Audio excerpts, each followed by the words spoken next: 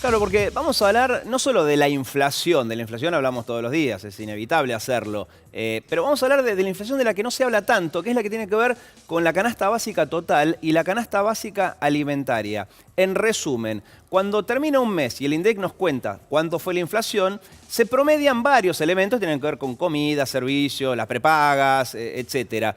Pero en particular hay algo llamado la canasta básica total, que tiene que ver con lo mínimo que necesita una persona para no ser pobre, por ejemplo. Les doy un ejemplo. Si aumentan las prepagas, por ejemplo a mí que tengo una prepaga, sí, por supuesto es un sacudón enorme, somos 5, de golpe un aumento en las prepagas son 2.000 pesos más por mes, es una locura. Pero al que no tiene prepaga, ese aumento le pasa por encima y le preocupa mucho más que aumente la leche, la canasta básica. Y es gente que ya tiene muy poco y para colmo está sufriendo un poco más en este momento la inflación que el resto de los argentinos. Para tener más detalles y algunos datos al respecto hemos invitado a Isaac Rudnick, que es director de ISEPSI y además fue el coordinador y es el coordinador del índice barrial de precios. Gracias por estar con nosotros. En la introducción hacía referencia a eso, ¿no? A la canasta básica total, que mide la pobreza, y después hay una más chiquita, que es la canasta básica alimentaria, que como su nombre lo indica, es gente que tiene que alcanzar a esa canasta como para no ser indigente, como para tener que comer. ¿Y qué pasa con esos números? No, ya el año pasado, sobre todo referido a la canasta básica total, tuvo un incremento por encima, entre 2 y 3 puntos, a lo largo de todo el 2017, por encima del índice de precios general, que es la diferencia que vos explicabas al principio. Sí, mire, acá tengo el número. 2017, según el INDEC, tuvimos una inflación del 24,8%. Claro. Inflación, 24,8%. Pero la canasta básica total subió un 26,8%.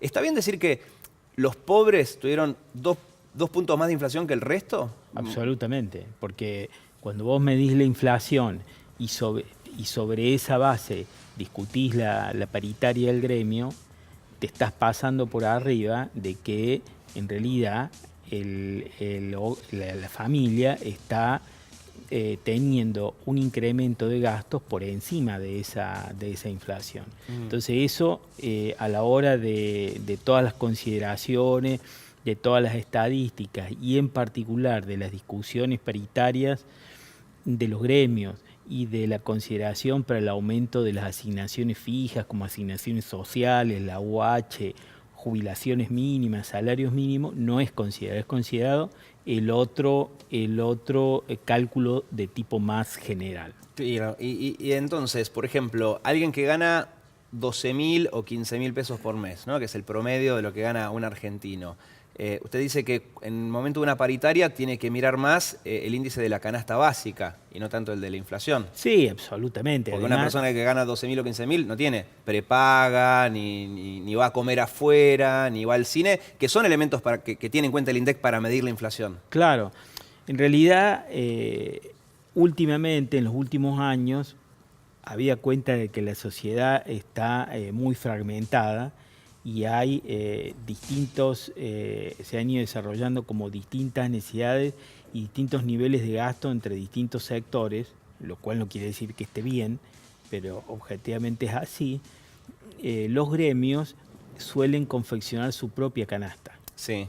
Entonces hay una canasta de docentes, hay una canasta de empleados públicos. Moyano en su momento también, ¿no? Moyano también. Tiene su propio número.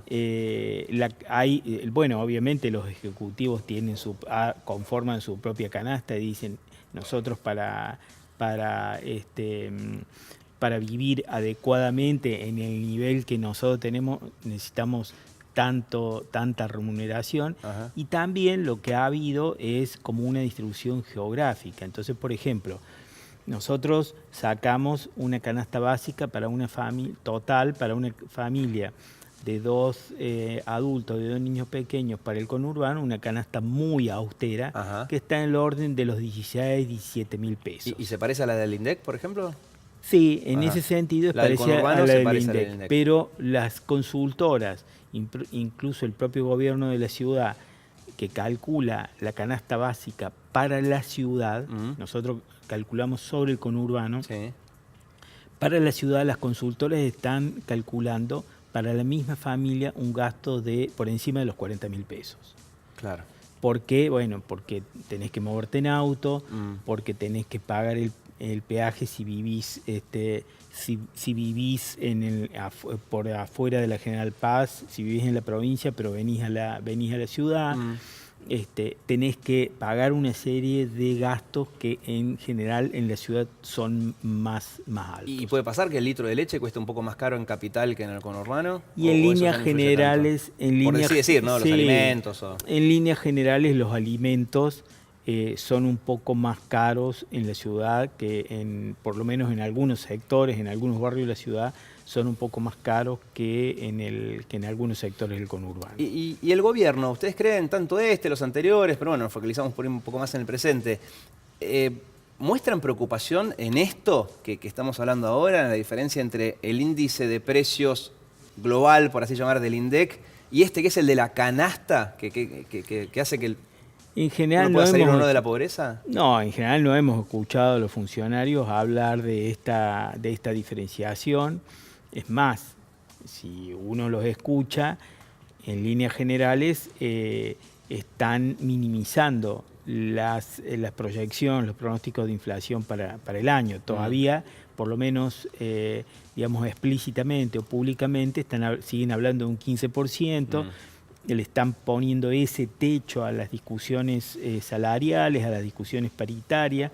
Están ofreciendo, en general, en el Estado, están ofreciendo el 15% pagado en cuotas. Claro. Sí, entonces, de hecho, en lo que va del año, bueno, marzo todavía no salió, el jueves se va a conocer el índice de la inflación de marzo, pero bueno, los analistas dicen 2,9, 3, 2,8, sí. Saqué la cuenta. Si es 2,9 para sacar un promedio, da en los primeros 3 meses 7,1, es casi la mitad del famoso 15%. Nosotros nos dio para los 3 primeros meses casi un 8%. Ah, bueno. 7,97. Igual yo me refería a otra cuestión. Usted dice que sí, que el gobierno se mantiene esto del 15% para paritarias, pero ¿es posible hacer políticas? Porque quizás no, pero ¿es posible hacer políticas para que este índice de inflación de los pobres, ¿no?, para resumirlo de alguna manera, no suba tanto, o al menos que no suba más que la inflación en general? O sea, hay maneras de... Eso se impulsó el bajar el IVA a los productos básicos, pero que muchos dicen que en un país con inflación eso dura un mes y después ya se disipa. ¿Hay políticas que se puedan hacer? No hay políticas, pero podría haber políticas, porque las medidas que se aplicaron supuestamente en ese sentido, nosotros advertimos al principio que eran ineficientes. Por ejemplo, esto que vos mencionas del descuento del IVA pagando con tarjeta, la gente que tiene asignaciones o los jubilados con jubilación mínima. ¿Cuál es el problema? El problema es que los negocios donde habitualmente compran los sectores que reciben asignaciones sociales o que reciben el salario mínimo no tienen postnet. Claro, no. Y no lo van a tener. Atienden atrás de una reja. Porque son negocios chicos de barrio que evitan tener el postnet porque no quieren que les registren o porque no quieren pagar la tasa que les cobra el banco, si no deberían cerrar. Bueno, todas estas situaciones que supuestamente se iban a superar, no se superaron y siguen sin utilizar.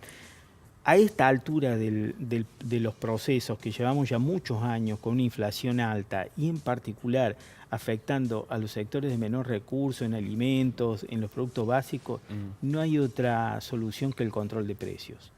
Tiene que haber control de precios por lo menos en los productos de las canastas básicas. Tiene que haber precios fijados de referencia por lo menos para esos productos, aunque sea para esos productos de una calidad media. Ajá, es decir, la canasta básica, no sé. Una canasta básica. Lo que uno necesita para comer, que sería la alimentaria, y quizás un poquito más, perfumería, no se me ocurren, sí, pero limpieza, los productos que son indispensables. Exacto, para llegar a la básica. ¿Eso es lo que se hizo en el gobierno anterior?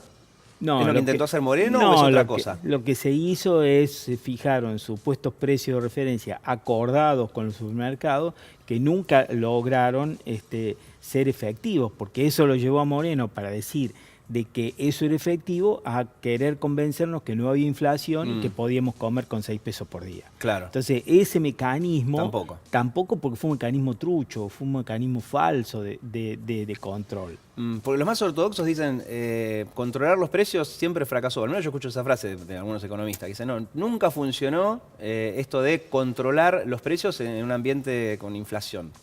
Nunca se implementó seriamente, y lo que sí podemos decir con absoluta claridad es que lo que no funcionó nunca y no está funcionando, y tenemos una inflación terrible durante todos estos años, que el libre mercado no resuelve el problema. Claro.